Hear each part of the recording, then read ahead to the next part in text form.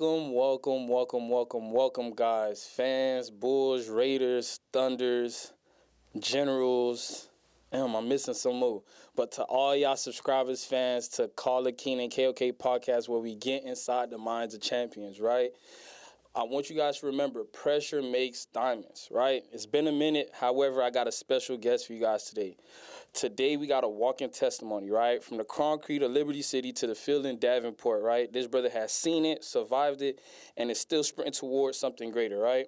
From the corner store on the 71st Street to national recognition, he's not just a football player. He's a blueprint. Let's welcome my brother, Roy Livingstone, baby. How you feeling, brother? I'm feeling good, man. I'm feeling great. Yes, sir. Glad to be here. Yes, sir. So this past couple of weeks, I just want to give a shout out to Florida Panthers. Them boys brought a chip to the crib, right? Yeah. It feels good for at least South Florida to have some type of winning spirit. Also want to give a shout out to the Bulls. I know Bulls Week is upcoming. Bulls Week. Yes, sir. Y'all better stay out our way, man. I know it's about to be a movie. I missed last week. Not last week. I missed last year. It was so much traffic all the way down to where I stay at. But this year I can't miss it. Can't miss it this year. I can't miss it this year.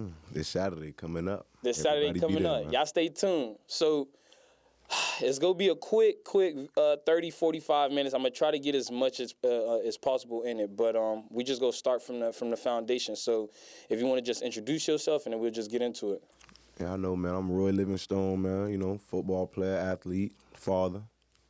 You know. Yes, sir. Grew up in Miami Gardens, man.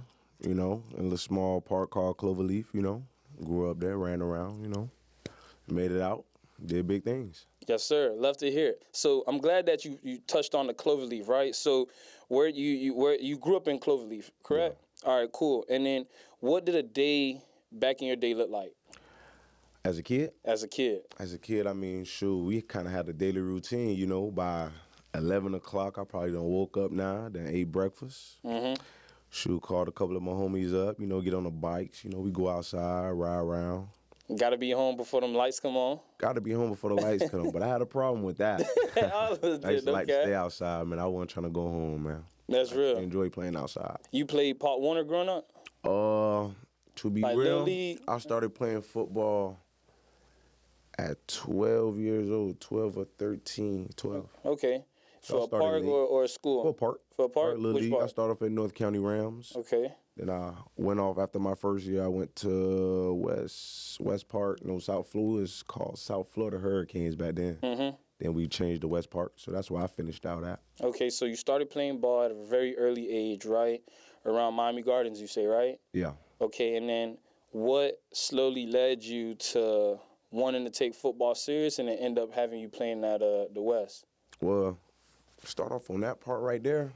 My mom ain't really want me playing football back then. I used to try, but, I was a bad kid. So, I think when one of my homeboys, his dad... You wasn't a bad kid, bro. You was just a kid growing up. That's all it is. Yeah, kid growing up. Yeah. Just doing what kids do. Mm-hmm. But, one of my homeboys' dads, convinced my mom, because he used to always see me playing street football. You know, I was good. I was a fast kid running around, making moves. Convinced my mom, I think if you make him play football, things probably will change. Mm-hmm. She gave it a shot. I went from kid that really wasn't focused to, okay, now I know I got to pay attention now in class and stuff because little league coaches want to, work hard, all that those stuff. things. Done there. So now I got to be on point. So, that right there just kind of flipped the script. Okay, no, that's cool. Shout out to them coaches because that's how it was for me too. I had a coach. I grew up Haitian background, so my parents wasn't really all into the sports. They was just really straight books. Yeah, I'm Jamaican, so kind of same thing. Yeah, you know how they just very strict on just making sure you're doing the right thing. But I had a coach come convince my dad, like, hey, you know what? I need him to play O-line, which was crazy. I had to play O-line at Pop Warner, right? Yeah. But he was like, nah, I need him to play O-line. And my dad was like, listen, he could play as long as you make sure he get good grades. He could do whatever you want. And that's kind of how I ended up getting good grades and also playing ball, too. Kind of the same here. Yeah. The same here. I played DM my first year and kicker. Yeah, it'd be like that. That's kind of where you figure out, like, okay, this ain't for me. I'm an offense person. I'm a defense person. Yeah. Nah, that's dope. All right, so cool.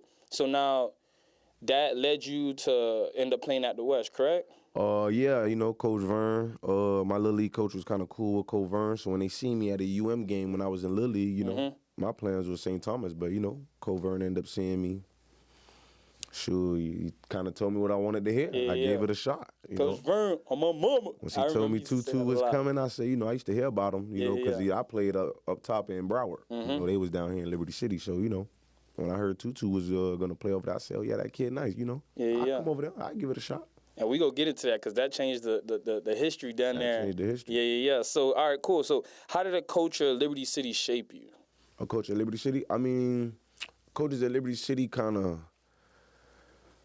you know, started talking to me and, you know, stuff like that when I got to Northwestern. So, you know, I didn't really know I didn't know a few of those people till I got to high school. But, you know, when they actually got to know me, you know, a lot of those people took me in. It's a lot of people that took me in Liberty City, you know. Yeah.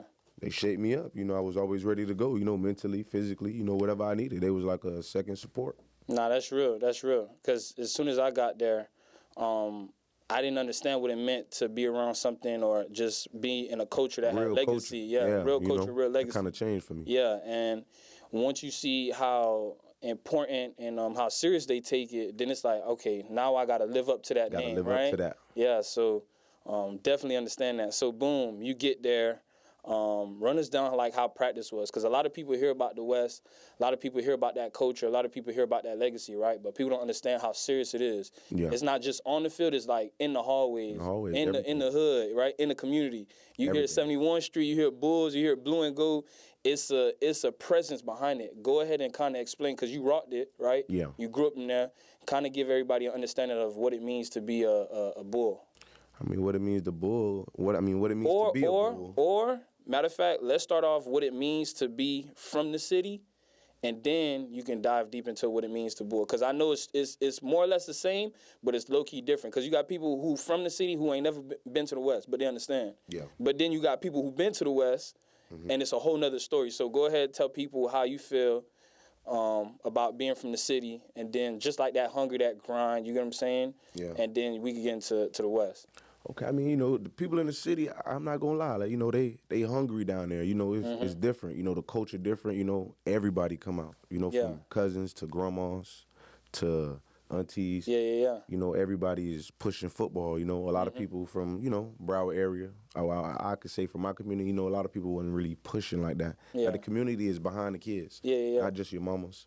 You know, it's everybody. Yeah, it is. From the people on the corner. You know, to everywhere. True. Everybody People in the corner repping. store, people down in Burger King, McDonald's, everybody. They have the Liberty City jerseys in the corner stores. You know, you come up top Broward way, you know, you don't see too much of that. Yeah. You know, but down there, you know, everybody stand as one. You know, it's all one, no matter what part you from Polka Beans to Overtown to, you know, wherever you from. You know, everything is just everybody behind each other. Nah, and I love that. When the West doing good, I swear to God, and y'all can do the fact checks. It don't be as much shootings. It don't be as much. Everything go down. Everything go down. Everybody want to be out there Friday night. Exactly. Under the lights. Nah, that's real. Friday nights under them lights. So now, explain to them people out there how it is or what it means to be a Bull, because a lot of people, you know, we get a lot of hate. Well, let me not say we. I went there, but I ain't graduated from there. However, I had a chance to experience it. And it's a different culture out there. Yeah. For sure. So, I mean, you know, from outside looking in, you know, a lot of people hate us because, you know, we going to rep our school. You know, coming into day one, I can remember that meeting in the auditorium. You know, Principal Aristide, you know, Covern, we had shout out to Aristide. Shout out to, It was in there. They said, man, look here, man, when you graduate, if you do graduate from here, you will rep your school till the day you die. And I mean, shoot. I ain't know what that meant at the time. Yeah. I do now. You know, to be a Bull, I mean, just everybody got to be one. You know, it's like it's a whole community. The school involved, everybody involved, the teachers. It's like, you know, you got to grind. Can't be selfish. You know, that's what them coaches taught us. Can't be selfish. Everybody got to play their role. Facts. Do their part. Facts. And that don't only go for on the field. That go for off the field. That's the first thing they used to preach. You know, especially off the field, you got to handle your business. You know, if you're not handling your business in the classroom or just in the schoolhouse in general, how you gonna do it on the field? That's real. That's where that was definitely what Coach Matz used to preach. You know, he'll say, it's the little things that matter. Like that time you came to class late, that thing used to show on the field. Shoot, yeah, that play you missed, that catch I dropped. You know, that block you missed. Everything, from every little detail, from coming to class late to not being in the front of the class how they want you, to not wearing that tie on Monday. All those things play a key role. Nah, I remember we used to do like crazy ass punishments, bro, for not only if you did something, but if you ain't hold your whole team accountable. We used to down there do burpees before practice, probably run like 6 laps. Burpees, the rolls. Oh my gosh, they used to love the rolls, crabs, all type of stuff. Sometimes it wasn't make a crazy ass workout just cause, bro. Just cause. But nah, it definitely played a huge part. I mean, I know as you mentioned, it's all the small stuff and all that play a role in the future too. Yeah, it does. For jobs, for dinner, if you're trying to build something in general for your life. Anything. So, nah, that's real. So now, boom. We talked about how all that stuff shaped you, right? Yeah. How vital was the people, or more or less the coaches? How important did they play, or how much of a role they played in your life? The culture, the community? Yeah, and the coaches as well, too. Everybody played a big role. I mean, from day one, our freshman year, our season wasn't so good when we had Eddie Brown, as the head coach. It was nice. But one thing they always kept prepping us is, you just got to believe. Yeah. Like, once you believe, you can do anything. Once the team locked down, everybody locked in. The coaches, everybody. Once they say lock in, you just got to believe you can lock in and do this. When Max came, he told us we was going to tear Miami Central down, Yeah. Things like that. Like, he taught us how to really be locked in, and you just really got to believe you could do it. That's exactly what he showed us. What was Coach Max like? I mean, I know how Coach Max was, but I want you to explain how Coach Max was. Max was my guy, man. Dang. It's a couple of quotes he used to say, and I'm not gonna say it on here, but for the love of Coach Max, he was my guy, and he used to walk around with that dirty towel, man. Dirty towel, y'all better not touch that towel. If he left it down and he told y'all to pick that towel up, you better never touch that towel. Don't pick that towel. So go ahead and explain how Coach Max was for the people who don't know Coach Max. I mean, Coach Max was real funny. If you know Coach Max, y'all know he a funny dude. He is. A real funny dude. He funny, He gonna definitely teach you about life. He gonna lie to the team, to make us lock in or, whatever we got to do at that moment. Yeah. Whatever his reason is. But, he a cool coach, and he definitely know what he talking about. So how was that now we gonna go back a little throwback, right? So what did it mean to be a part of that 2016 team? Well, that 2016 team, those are a group of guys we all came in with. We had a few transfers, on that team, but it wasn't too many, They told us from day one, those who stay will be champs. I mean, that year, we turned things around. That dinner was literally the foundation of the young Bucks, with the young Bucks seeing now. They told us when we all got to 11th grade, 12th grade, those guys, we was going to change the program. All we had to do was believe. That's exactly what happened. To be a part of them guys, there was a couple cats on that team. That's what I was going to say. So how was it? Because you had guys like Tutu, Kalijah. Now, Kalijah wasn't on that team. We had... I know you had Demetrius, Taylor, young boy, Who else? Yeah, did you play with Devontae? McCray. No, McCray transferred there. I think he was at Jackson. I did play with McCray. He was there ninth grade year, so Yeah. So how was it? Yeah, how was it playing with most? And I'm probably missing a couple of guys, but you know what I mean. Cats, yeah. How was it playing with them cats?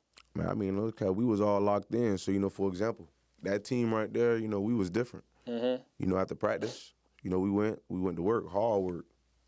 Now I remember we worked hard. I ain't gonna lie, we worked hard. And then after we worked hard, we was catching breaks. We'll go to little pool parties. It won't just be one of us. Yeah. The whole team coming. We bonded. We went out. If we did go out, we went to a little few parties, stuff like that. Whatever we did as a team. We all go to my house. My mom used to cook dinner on Sunday. The team come over. We at my house playing NCAA at Manhattan, just eating. Like, we just had a bond. Them the days I miss. And I used to respect it, too, because when I was first coming in, the thing about it is y'all grew up with each other or y'all kind of knew about each other. Yeah. I was coming all the way from North Miami, and I used to just see the bond, and it would slowly translate to the field. You know what I'm saying? Yeah. So that off-field relationship that y'all had would translate on the field. Yeah. And I used to notice, I'm like, damn, like, them boys do everything together. It wasn't just in the buildings at the West. It was like you said, pool parties, functions, dinner, baby showers, anything. It don't matter what it is. Everybody pulled through together, bro. Me, Tudor, Kai, a lot of us. Mm-hmm. We was, 9 cars deep everywhere, I swear. And if one person had a problem, you had a problem with the whole team. Whole team. Nah, that's respect. So now, getting into after, right? So how was or what game do you feel like was your biggest game at the West? Because I know we had a couple of rival games around that time you growing up. You had the Carroll City game. And I remember around that year, y'all turned out from a 5-5, and then y'all went to 9-5, if I'm not mistaken. 9-5. No, we went 9-2. 9-2. So explain what transitioned from y'all starting like that and then to ended up going 9-2. What transition to that? Yeah. Because that's a major difference. You know what I'm saying? Going from 5-5 to 9-2, that's something had to click, something had to switch. What happened around that time? Like, was it in the weight room or was it before practice or before practice? That summer practice, did y'all all say like, hey man, like there's no exceptions. You late, you not coming to practice.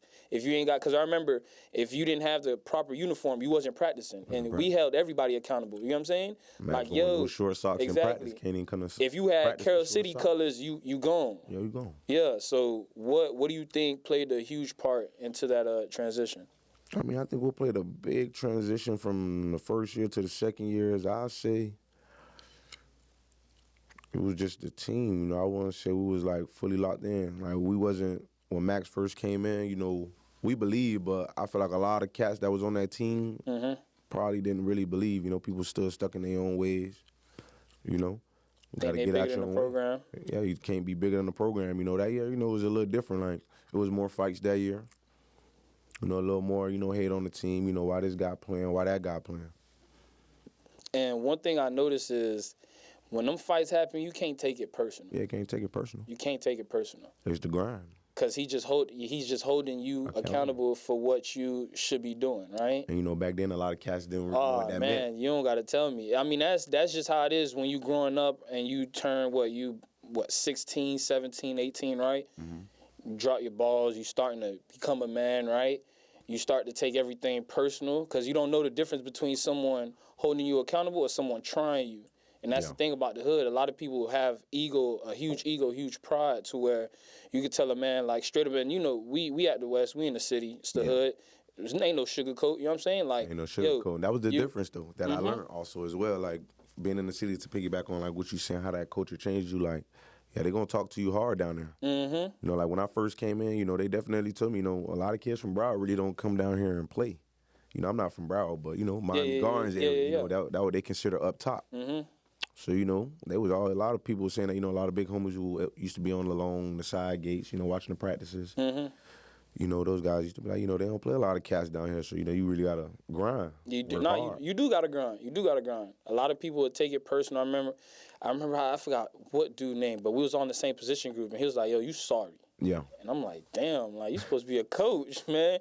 He's like, nah, you sorry. And I'm not going to say, and me, what I'm saying right now is just the better side of it. Yeah. Them boys go in. Like, they go in. Man, yo, da-da-da-da-da. You know what I'm saying? Things Max used to say. Yo, going crazy, right? But it's all love, though. You know what I'm saying? Because at the end of the day, those are the type of stuff that you need to hear to bring you back to reality. You know what I'm saying? Yeah. You may think you this, you may think you that, but nowadays with all the stars and all the, all these stuff that the cats get, they get it all to their head, right? Yeah. They forget where or what stuff matters. So, boom. All right, you went through all the West stories, right? Now, what transition or what happened after? So, you got your first O from where? I think that was from FAM, and then I saw you dropped another one from, I think it was FAM and another school. Yeah, it was FAM. I had several offers. I had offers that I didn't even post because, it was a certain situation that went on. Mm-hmm. So my first offer was FAMU. Mm-hmm. By the time I walked back to class, Coach Vernon called me back down. I had got Toledo as well. And Utah State. Those were the first three. First three. And then after that, I had several offers. Okay. And then you got from there. Help me or help us understand what happened from there to having you end up you played at Independence, and then you went to Davenport, or?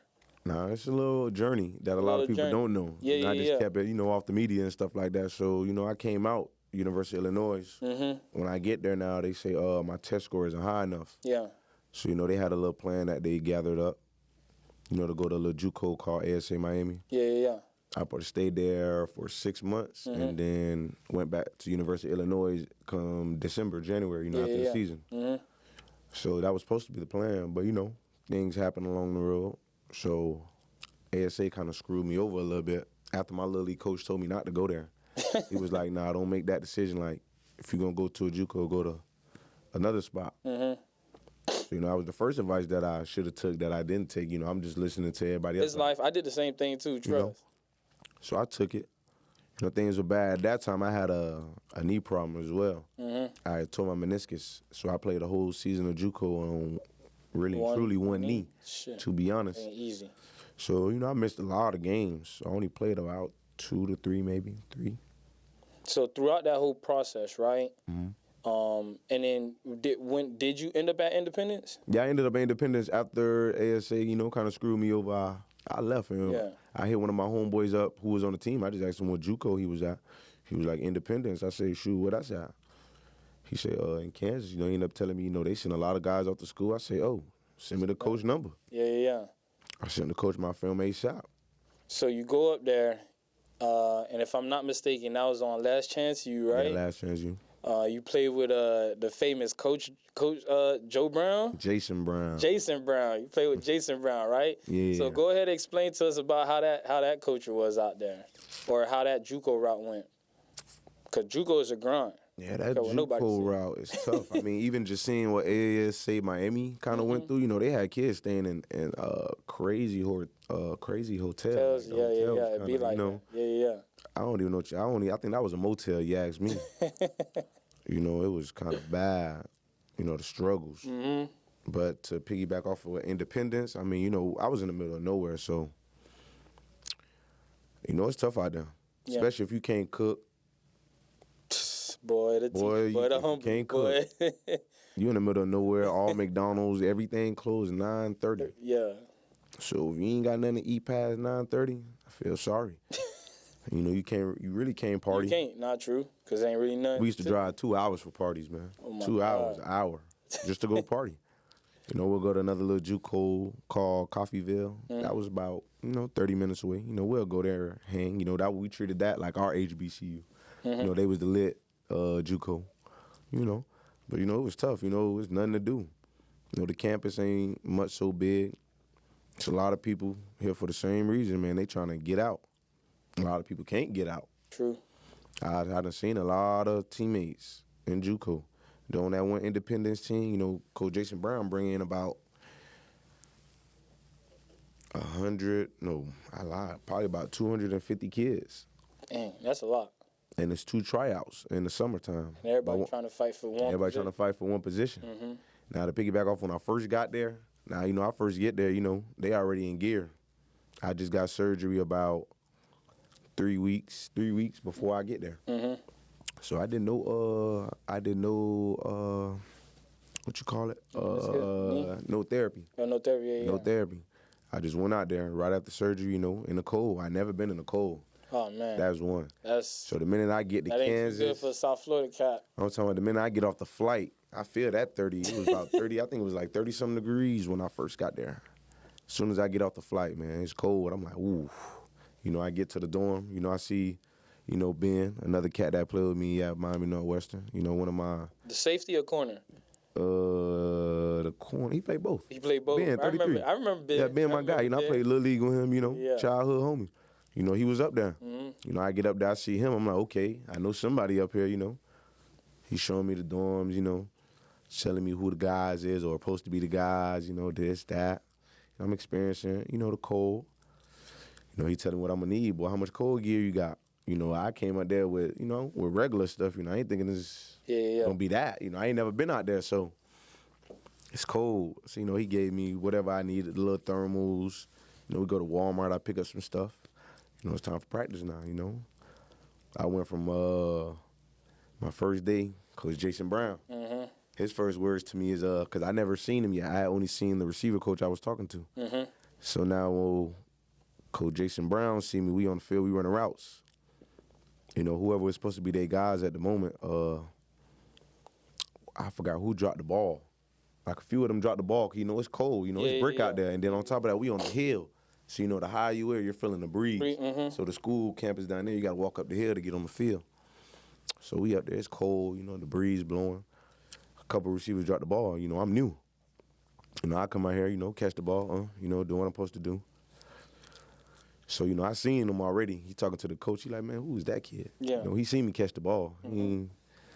I just knew he was going to say something, so he tell the coach to tell me to come in. I run over there. Boy, he said, who are you? I say, Roy Livingstone. Boy, he said, where you from? I'm from Miami. He paused and looked at me and said, I don't even recruit kids from Miami, so show me why I should keep you on my team. So, I instantly took that as, a lot of other kids probably would have, looked at him funny or snapped. Yeah. I knew what that meant already. I just laughed. I said, all right. Hey, say less. I'll show you. Say less, man. I ran off. Just being me, ran off, went back to my line, continued doing what I was doing. Now I get the one-on-ones. Me, I jump out there first. I'm already trying to treat this like it's my team. I'm out there first, man. Who up? Even just running, matter of fact, before one-on-ones, we running routes. I jump up first. Shoot, what we running? Right now. I ain't know the plays, so, my guy, Marquise King, man, my guy, that's one of my guys right there. That's a real brother. So, after the first day of practice, after I do the one-on-ones, whatever, make a few catches, he taught me the playbook that same night after the first practice, because, I'm trying to start. I done seen them, run plays. I'm just sitting back on the sideline. I went from, like, fifth string from day one, come day two, I done learned the playbook. Marquise done showed me, the simple stuff that he already know they finna be running. Because he seen, I had talent. He seen how I vibe, He from Dallas Tech. He from Texas. So, we kind of favor each other. He kind of like how we act down here. So, he took me in. Seen I had some talent. Like, I ain't gonna lie, we could use you. So now before you even get to right, because I want to get into how it went from there to Davenport. Okay. Because Davenport was where you actually did most of your time at, correct? Yeah. So boom, you get from meeting with Jason, you proved your point, right? Then you get to Davenport. How was it from going from JUCO and Davenport, if I'm not mistaken, is it D2? Yeah, it's a SEC or D2. It's a high division. Yeah, higher division. So what did you learn from JUCO, and then how did it play a part to what you did at Davenport? Well, to piggyback before we get to Davenport, kind of missed a part. My fault. Go ahead. Let us know. So, shortly after JUCO, a lot of people didn't know my second game of JUCO, I got a call about 30 minutes before the game. I got a baby now. My baby is born, September 1st, 2018. Okay, congrats. That was so, that game I went crazy. So, now after that, after the season, I was supposed to stay at Independence for the spring, to get more offers. But, me thinking in my head, I ain't have no guidance, want nobody to really be telling me, what to really be doing. So I'm out there on my own. Every move I made was me. Just off whatever I knew at that moment. So I was supposed to stay and got high offers. Because what's crazy about that? How it's just life is a full circle. So when I was at Independence, that was Davenport first year about to be a program. Oh, wow. So they came to Independence. I was in office talking to, I think that was Arkansas State or something like that, one of those schools in that division, or Kennesaw State. Davenport coach was in there, he seen me in there, who is this guy? The coach looked at him like, nah, he's not a Division II guy. Whoa. You don't even gotta, worry about that. Like that? Kept walking out the office after I was done talking to whatever coaches I was talking to. So, to keep that going now. So, when I left, I was supposed to stay and got, bigger offers. But, I was in my head like, I'm a full qualifier. So at that moment in JUCO, full qualifier meaning, I had a passing test score. I had over a 2.3 GPA, so I could play any division football I wanted to. Yeah. So in my head, I'm like, I'm not finna stay here and wait for offers. Like, I know I did good enough to get some film enough. You cut the film on, you can see, I make plays. You check the downs in the distance. Whenever catches I'm making at that moment, they're big time plays. So in my head, I'm like, I got a kid now. I'd rather come home and be close. True. So, me not knowing what I know now, I thought about University of Miami. One of my JUCO coaches was there. But, I was thinking private school at the moment. I'm like, nah, that might be too expensive. Because my mindset is, I'm coming to one of these schools in somewhere in Florida, and I'm finna walk on, and somebody's scholarship is about to be mine. True. So, FAU kind of reached out. I said, FAU sound about right. Mm-hmm. So I made the move. I came home. I packed up immediately. I had online classes, so the minute the football season was over at Independence, so I packed my car up. I drove back to Miami. First thing, hitting FAU up. Went out there, hit them up. They said, all right, we're going to have a tryout. Let's do it. Came to the tryout, killed everybody. Went and walked on the FAU, After the tryout, they brought me to the office. I'm already second string. Uh-huh. They seen I was like not fully out of shape, but they see you a little out of shape, so we gonna redshirt you. Yeah. So I'm on the team now. I'm just going to school. The basics. Mm-hmm. So we had a great season that year, 2019. So now laying Kiff and leave. Now this is my time coming to the spring. I'm thinking I'm gonna, get a chance to take somebody's scholarship. Really play after being redshirted. Yeah, so, Lane Kiff ended up getting a job for Ole Miss. He tell us he leaving. So, boom, now I'm like, okay, I know a new set of coaches going to come in, so, everything fresh slate. Mm-hmm. Now Coach Taggart, get in the building. One of the coaches, Coach Perk, my guy. I think he's from Liberty City. I think he coached at Miami Northwestern as well back in the day. So, he gave me a chance. He brought me back on the team. He told Coach Taggart, like, yeah, that's one of the guys right here for sure, we got to keep. Yeah. So, I'm on the team now. It's going good. We in 7-on, doing a little stuff by ourselves, killing them. I know I'm finna play this year. Mm-hmm. Now spring break come. Spring break is 2020. First week of spring break. About day 6, everybody get a message, Hey, all the guys down here, me, Tutu, all the guys down here on spring break, we hanging. Everybody get that call same day, like, COVID. Yeah, so COVID. Now we don't get to go back for the spring. Yeah. So, that's my opportunity right there, to get in gear, make plays, fly around, show them what I could do. Mm-hmm. So now spring get taken away from us. So, now I got to, and now I'm not on scholarship yet, so I'm paying for school. So now, school is expensive. So now when I kind of, what happened? After COVID come back, we get a call. Everybody come back to campus, we in our locker room. They telling us, clean out our lockers because they got to respray everything. And our coach hit me up like, because of COVID now, it's getting real serious as the weeks and the days went on. Now coach say, oh yeah, man, they cutting down the GPA requirements for walk-ons because of the COVID, so they don't want too many guys on the team. So now they go from walk-ons had to have a 2.5 or higher to be on the team to now 3.0. That's a high jump. That's a high jump. I got a 2.7. They kind of convinced them to let me on the team still, Now at the end of the semester, I ain't get what I needed to get for the spring, what I truly came for. Yeah. Which was to take somebody's spot in scholarship. So now the bill hit, Now they saying, I got to pay the bill. So I ain't had the money right then and there, like at that moment, to pay the bill. I had it probably like, a few weeks later. So now I'm not on the team. So now I'm home thinking like, man, what I can do? I'm like, it's not like I can't play Division I. It's, hey, then where I'm going to go now because I know the requirements is different. It's COVID. A lot of people can't be on the team. They don't want a lot of people in the building. It wasn't even class in class. So, everything was different. So that kind of messed me up 2020. So now I sit out the season 2020. I was just sitting at home one day. One of my homeboys called me like, hey, I know a coach at this school, they said they'd mess with you. I said, what's the name of the school? He said, Davenport. I said, I think I heard of that, but I don't know what that is, They ended up telling me. The coach hit me up immediately, man, what you trying to do? I can have you here by March. This was December 2020. He said, man, I can have you here by March. I'm like, all right, let me think about it. I did a little research on the school. I didn't do too much research. I just looked at it. I'm like, okay, see their facility. Everything look nice. Take off the Davenport. Make it happen, yeah. Let's make it happen, I had a lot of homeboys, telling me, hey, man, you just here working out here and there. You might as well take it. Go make the best of it. I say, shoot, let's do it. What was one thing that you learned, and we're almost up to time, so I'm going to try to be quick on it, but what was a couple of things that you learned from when you was at Davenport that played a role into your life right now? Anything that a coach taught you, any lessons when you went up, and then where's Davenport again?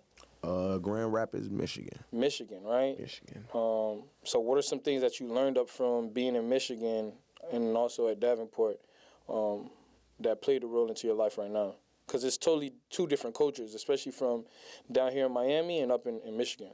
Yeah, I mean, it's kind of different, especially to get on the football in a real life tip, from now me just being at FAU, back D1 where I'm supposed to be, to going D2, it's kind of different, the facilities, everything changed, things are not kind of the same, the programs are run different, things are different. Mm-hmm.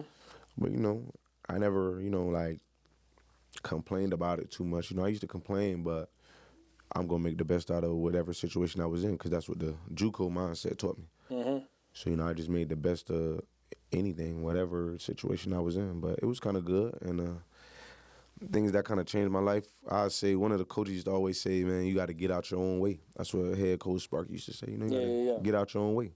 I always knew what it meant. And what did it mean, though? I mean, like, you kind of get out your way, like, those mornings you might not want to wake up fast enough or on time how you supposed to. You got to be able to tell yourself, come on, man. Yeah. Or you don't feel like working out today. You got to tell yourself, come on, man. You got to get out your own way, That last sprint, you ain't run that one hard, man. You got to be able to tell yourself to go back, run that sprint again, hard. That's what it means. You got to be able to get out your own way. Got to hold yourself accountable. Yeah. So now, explain for us, how'd you feel, right? Because for me, getting out of my comfort zone, I had to do some things that I wasn't familiar with, right? I didn't see other folks actually like go to these universities, go to these colleges and get into a different demographic, right? Different culture, right? You get around different folks that you just not familiar with in the hood.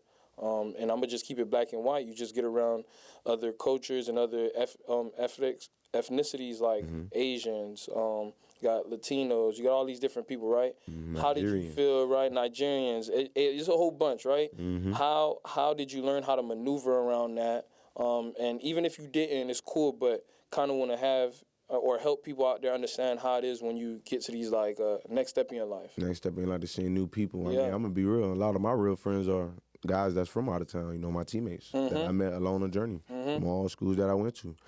I mean, I'm a guy I could kind of fit in with anybody, I'm a cool dude, and I got a cool personality. I can kick it with Caucasian, Asian, whatever.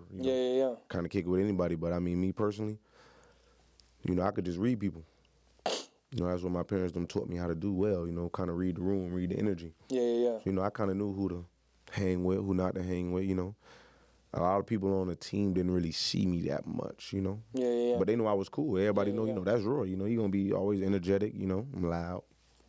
We going to have fun, whatever I do. Yeah. But they didn't really see me. The only time they see me was practice. Probably, in the lunchroom.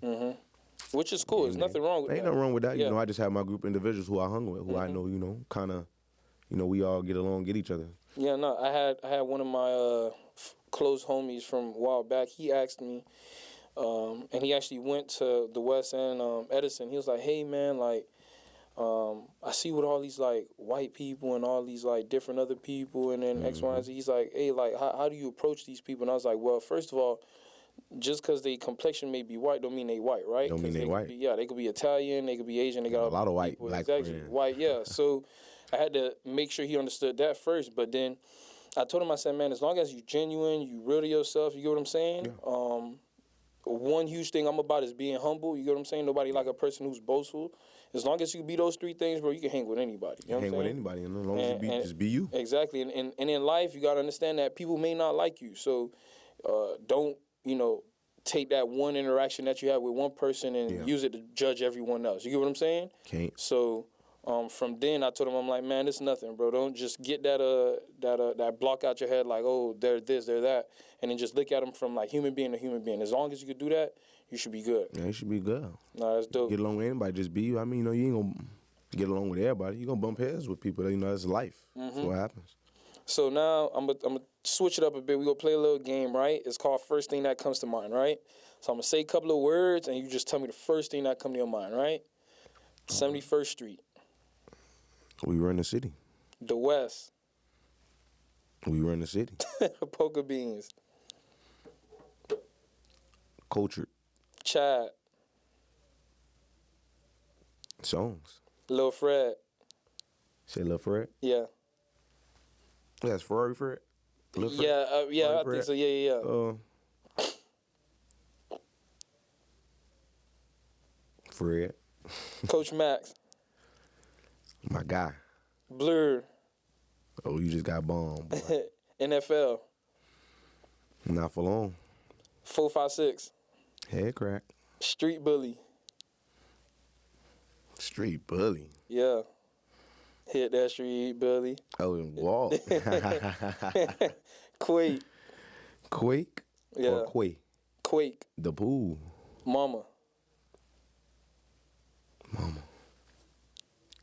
I don't know that one. Football. Team. Grind. Hard. Respect.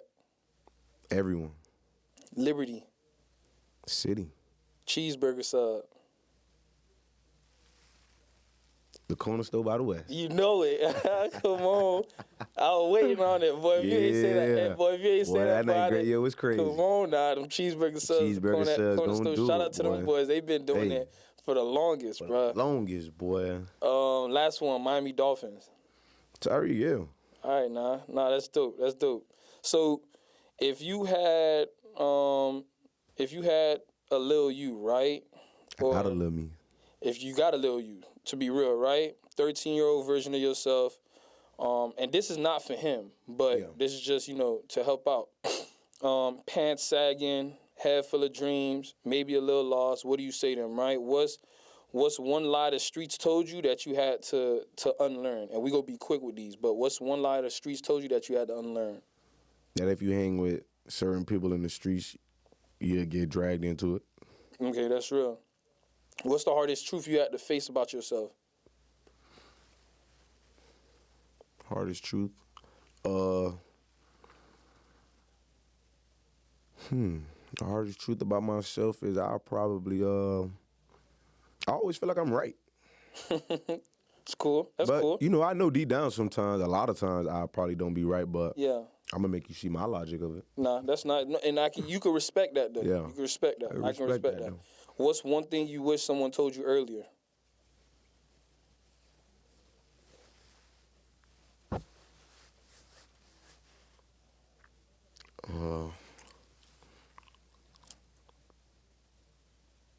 That's a hard one right there. Something I wish someone told me earlier. You kind of got me with that one. Let me think. We can go to another one. I got one I'll for come you. back to that one. Yeah, we'll come back to that one.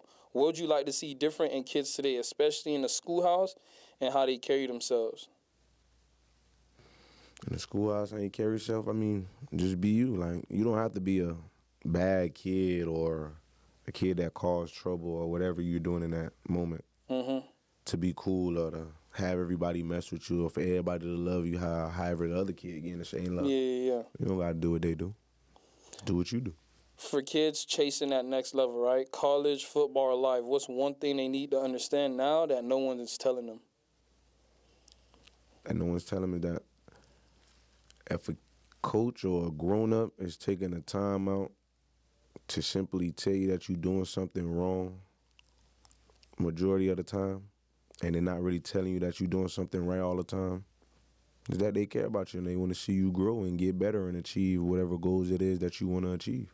That's real. That's real. That's something I understood early. I never took anybody yelling at me or telling me something like the wrong way.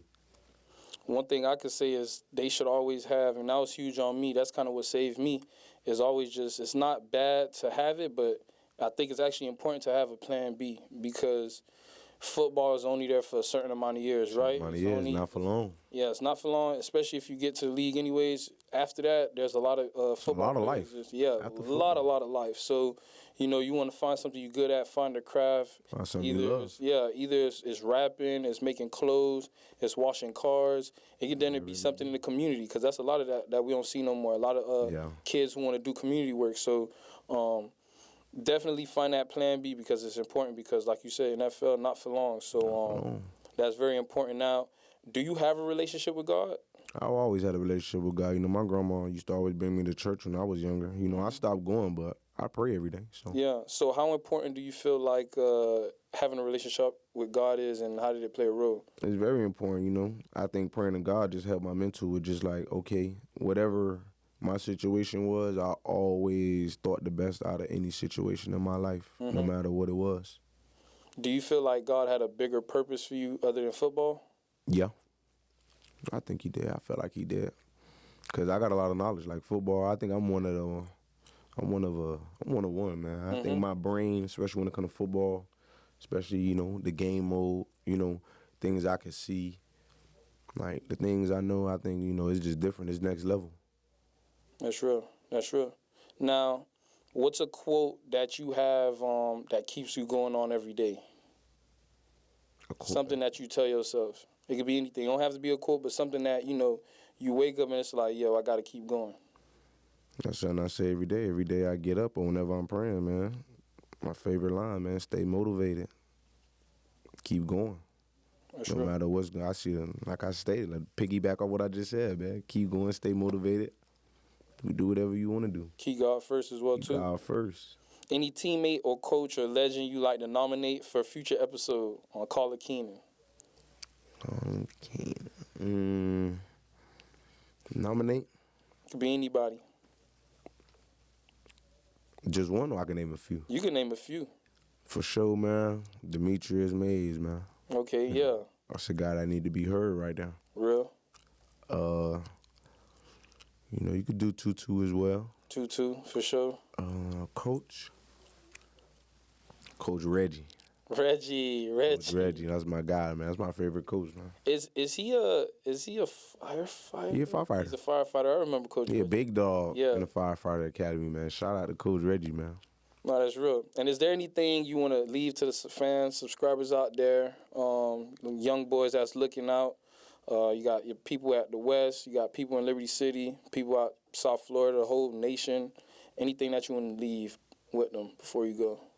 You could do whatever you want to do as long as you put your mind to it. I'm doing it right now.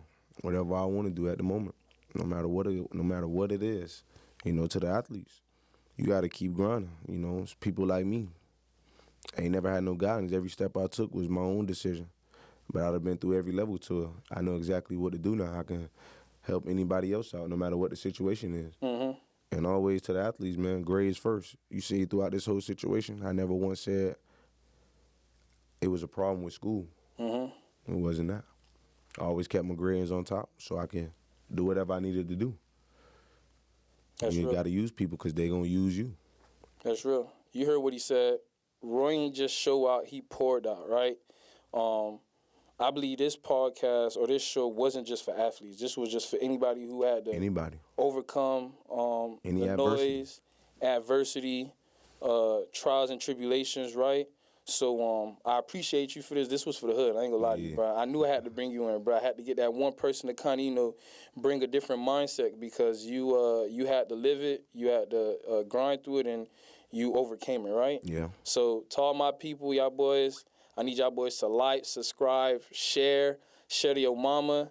Let this be one of them ones that just, you know, bless the hood. And remember, this is Call It Keenan, where we get inside the minds of champions. Yeah. Yeah. Say less. That was good, bro.